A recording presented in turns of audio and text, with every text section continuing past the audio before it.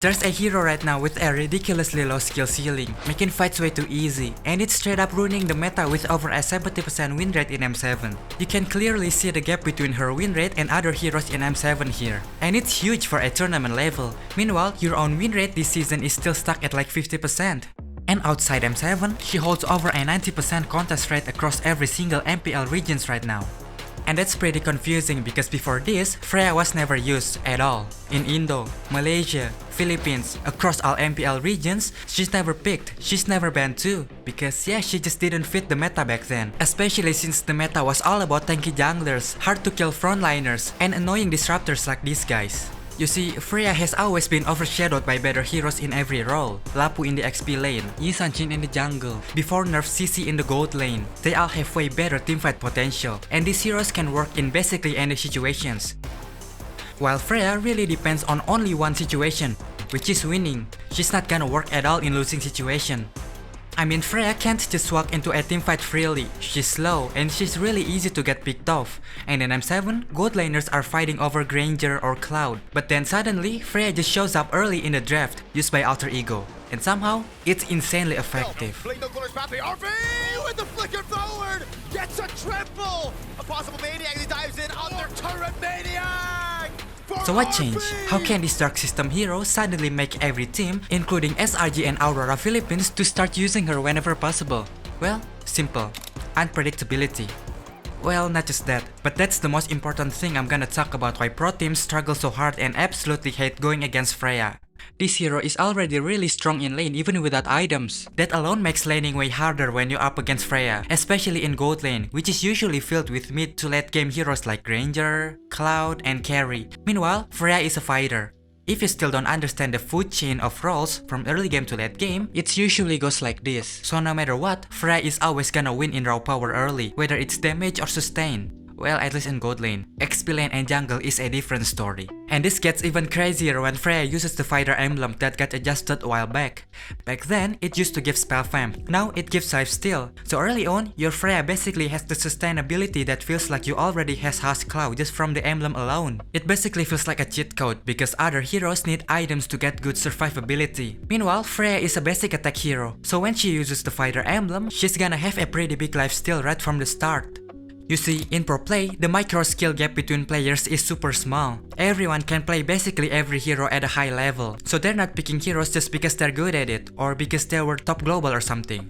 But no, they pick heroes based on specific skills and abilities to gain a team advantage in certain situations. Take Zushin for example. From her release until now, she's always been an S tier meta hero, right? She never drops from tier S. That's because her second skill basically shuts down any slow hero, walking hero, or even heroes that need to stand still to deal damage. And that alone has the potential to swing a fight in Zushin's team's favor, even when they're losing really hard. Like in this situation right here. You can see the LID getting completely dominated by Onyx PH. They're down to just one turret left, and every lane is getting pressured. Then Widdy opens his ult that hits 4 people. His skill follows up and lifts Kirk, but it ends up lifting 4 people because of Widdy's ult earlier. And they wipe Onyx PH in under a second because there's a Zushin nearby.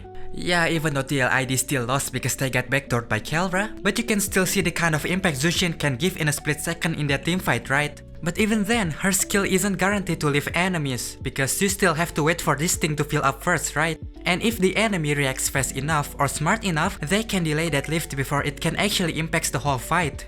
Freya on the other hand, she just jumps straight into the backline, and even if the enemy runs away, it's fine. Freya can jump again, she can flicker too, and she can steal ult if she hasn't used it yet, so teams can just send Freya in to lock one specific hero and almost always get a guaranteed kill, or at least make the target's health really low. And that instantly creates a new opening for an attack. You can clearly see it in the M7 playoffs, Aurora vs Alter Ego, game 1 upper bracket. First, Aurora makes a call to create fake vision with Pharsa clearing the top lane, while also giving fake pressure with those two around the Lord Pit. This forces Alter Ego to focus on the front line, because they're being pressured from the front by two really strong backline divers. You can see RV and Alec positioning themselves to anticipate if Aurora sends in their diver heroes, while also anticipating if Yue is hiding here. So if let's say Yue is actually hiding here after clearing the lane earlier, he's gonna be a free target. So if Aurora actually commits, these two can instantly kidnap Aurora's backline to trade value, because if Alter Ego's jungler or mid laner get cut, Yisanjin and Pharsa are 100% gonna die if they get cut by Gwyn plus Mincitar.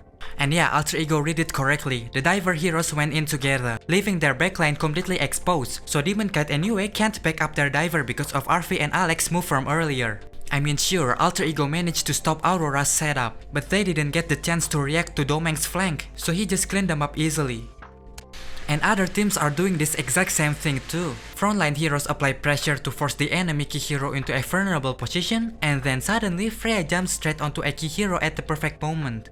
Even though here Freya looked like she didn't get anything, but she still forced the enemy's key hero not to back up their frontline that was getting pressured, because if they step forward, they instantly become free food for Freya. So when you see TLPH with their teleport setups, or SRG with their sticky objective drafts, it's basically game over the moment they run into a Freya on the enemy team most of the time, because drafts like that need setup, right? They need positioning, they need to group up, and Freya just messes all of that up by herself in a team fight. And this isn't even counting the other heroes on her team, because usually the draft around her is filled with other setup disruptors too, like this one for example, but we'll get into that later. That's why Freya is so unpredictable. It's really easy to kidnap a key hero with her and instantly create a free win situation for the whole team. And the crazy part is, in the late game, Freya doesn't fall off like most fighters, she actually gets stronger. Like take other fighters for example. Take CC. Early game, she's strong, really strong if you put her in the gold lane. But late game, yeah, she's still annoying. But her damage is awkward, not that high, and she's not that tanky either because her build is a semi-tank. Or take other gold laners like Harith or Cloud. In the early game, they're basically just farming and sometimes even feeding the enemy. But once mid to late game hits, that's when they actually starts being useful, right?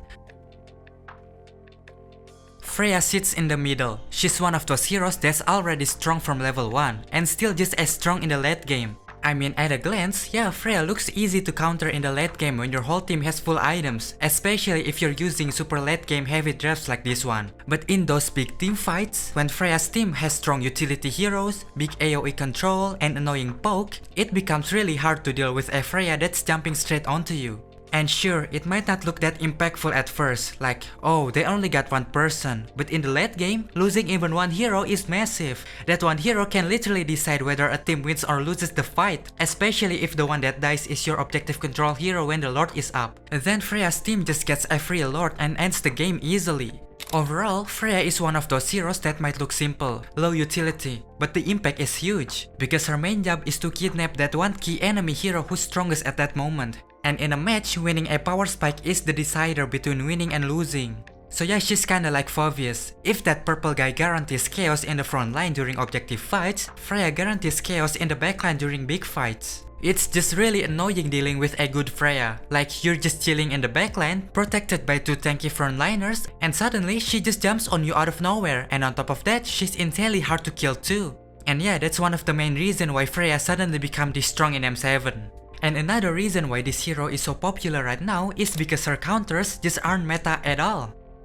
In this current patch, she's basically one of the most disgusting and the hardest laners to deal with. Maybe you think she'd lose against that tanky type heroes in lane, against that old guy, or maybe against that annoying bastard in the jungle. Maybe you think she gets countered. But remember, right now Freya is mainly used in the gold lane, not XP or jungle anymore. And what are gold laners? Marksmen, late game heroes, squishy heroes. I mean sure, there's CC, Sora, maybe Ruby or Cho sometimes. But you're playing Freya, a hero that's naturally strong in 1v1 or even 1v2 situations. Maybe you think I'm winning because my enemy is bad. But nah, in reality I'm just that good.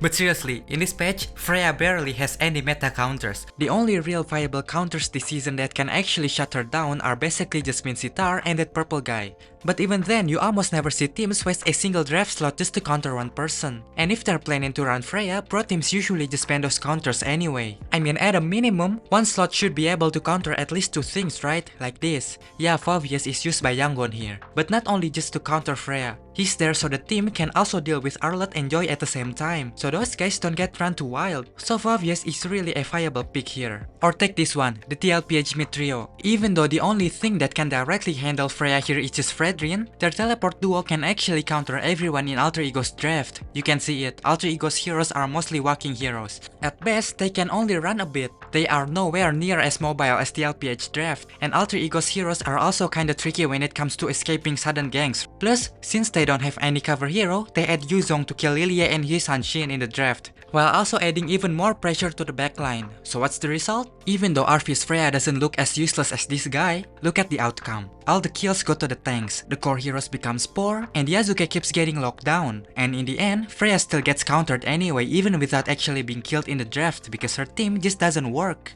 So it's better to just pick other heroes that can counter multiple people at once rather than one hero that can only handle one guy. I mean, Freya's natural counters are long duration stun, super tanky stun heroes, and pure single target burst heroes. Not a lot of them are meta this season, and that indirectly buffs backline divers. And also the current meta strategy, which is objective control, like this there for example. Everyone here is an objective control hero, right? You see, when you're up against this kind of draft and you try to enter the Lord Pit, you get zoned by Khalid and Zushin. You try to group up, you get messed up by Yuzong and Cloud. And even if you somehow get past all of that, you just get lifted by Jennifer. It's a complete headache fighting against this kind of objective control drafts. So how do you counter this strategy? You keep disrupting their formation before they can group up at the Lord Pit, so they never get the chance to properly control the objective area. And since Freya can mess up enemy formations with her abilities we talked about earlier, she becomes insanely powerful. She makes these objective control heroes struggle to find safe positioning, while at the same time having a really high chance to kidnap a key enemy hero, because her damage is already painful from the start all the way to late game. So this becomes super impactful, especially in late game when teams always groups as 5 to set up for teamfights once the Lord spawns. This usually allows the team with Freya to find ways to constantly split the players from those kind of drafts, because once Freya jumps in, the enemy team is guaranteed to scatter. They're not gonna group in 2s or 3s, but they'll split up like this, because grouping when Freya dives is basically suicide. And this makes targeting way easier since those high impact backline heroes are pretty much guaranteed to die if Freya jumps on them, or at least they're almost dead. Then it's just about finding the most valuable hero at that second.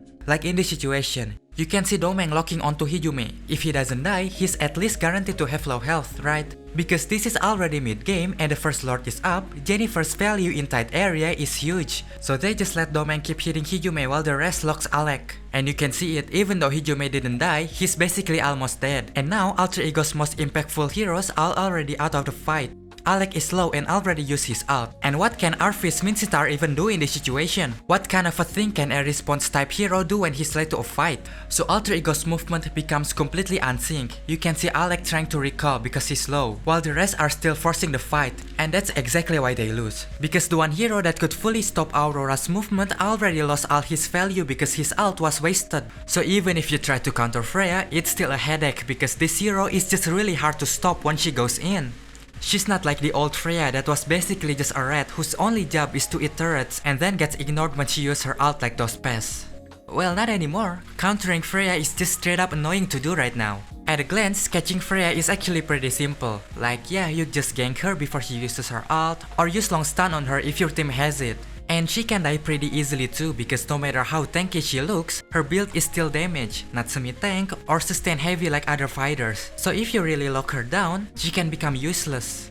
Or you can just play it slow, do the push and pull on her because she has a really short range. Like, she push you, you back off. She backs off, you step forward and poke her first. Poke her HP down before the fight even starts so she can't even join properly. Because yeah, if you walk into her range while she has full health, you're just basically asking to die. That's why people scatter whenever Freya jumps in. But the difference between pro play and rank is in rank, if there's a Freya, it's usually just Freya, and the rest of the team is just random rank stuff like carry heroes, kill focus heroes, that kind of stuff. But in pro play, Freya is combined with formation breaking heroes, not just kill heavy heroes, like Alter Ego. They really like running this kind of setup, and it's exactly what let them humiliate every single teams in M7.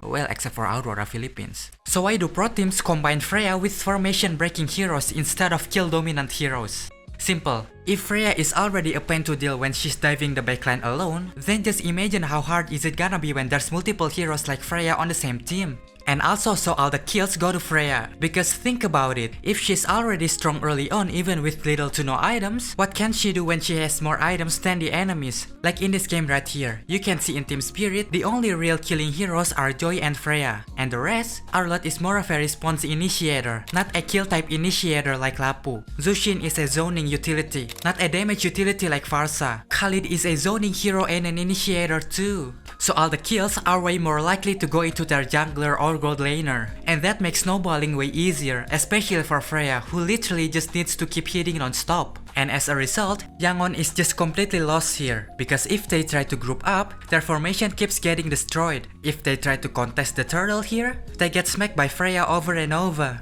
And if they try to move forward together, they're still joy diving straight to the backline. And Freya could potentially join Joy too if she wants. That's why this hero is so damn annoying right now. Like, seriously, she hasn't even been touched by Moonton at all. No buffs, no nerfs, and suddenly she's like this. So come on lah Moonton, just nerf Freya already. Stop nerfing 1-1 all the time.